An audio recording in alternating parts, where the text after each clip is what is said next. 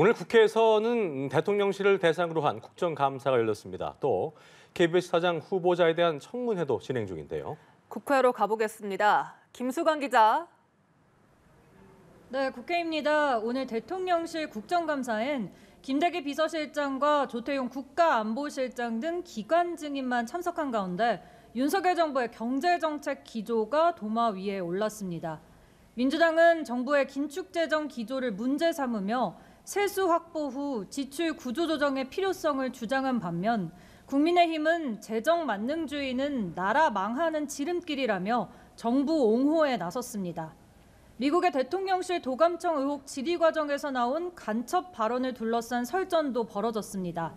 민주당 김병주 의원이 시민단체 고발로 출발한 경찰 수사를 언급하며 대통령실에 간첩이 있을 수 있다는 취지로 발언하자 국민의힘은 강하게 반발했습니다.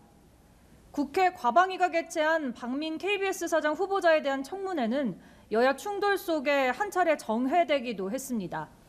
여당은 박 후보자가 언론 현장에서의 경험을 바탕으로 KBS를 혁신할 것이라고 주장한 반면 야당은 정부가 윤석열 대통령과 막역한 박 후보자를 통해 공영방송 장악을 시도한다고 날을 세웠습니다. 네, 국민의힘은 김포 서울 편입 등 메가시티 관련 움직임을 본격화하고 있네요.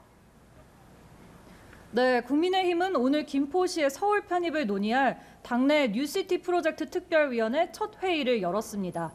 위원장을 맡은 조경태 의원은 김포가 전국 행정체계의 변화를 불러일으키는 신호탄이 되도록 하겠다는 포부를 밝히며 메가시티 서울의 확장 가능성을 열어뒀습니다. 직접 보겠습니다.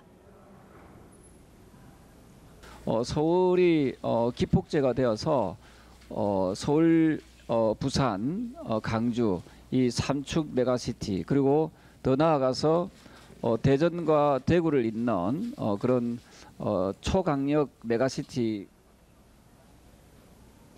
국민의힘은 12월까지 관련 법안을 내놓겠다는 방침입니다.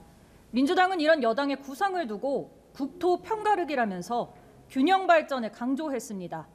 그러면서 지난 대선 당시 이재명 대표의 공약이었던 수도권, 부울경, 호남권 등 5극 3특 띄우기에 나섰습니다. 직접 보겠습니다. 김영삼 정부 이래로 모든 정부가 일관되게 추진해온 국가 균형 발전 정책을 국민의힘의 얄팍한 총선 전략을 위해 파기할 수는 없습니다. 공매도의 한시적 제한을 놓고도 여야 간 온도차가 엿보였습니다. 민주당은 애초 제도 도입을 주장해 왔는데요. 다만 홍익표 원내대표는 정부 여당의 조치가 실효성을 가지려면 불법 공매도 처벌 강화 등 보다 근본적인 제도 개선도 동반돼야 한다고 지적했습니다. 반면 국민의힘 이만희 사무총장은 근본적 시스템 개선이 전제돼 있다며 투자자의 권익을 강화하는 실질적 대책을 내놓을 수 있도록 모든 당력을 집중하겠다고 강조했습니다. 지금까지 국회에서 연합뉴스TV 김수강입니다.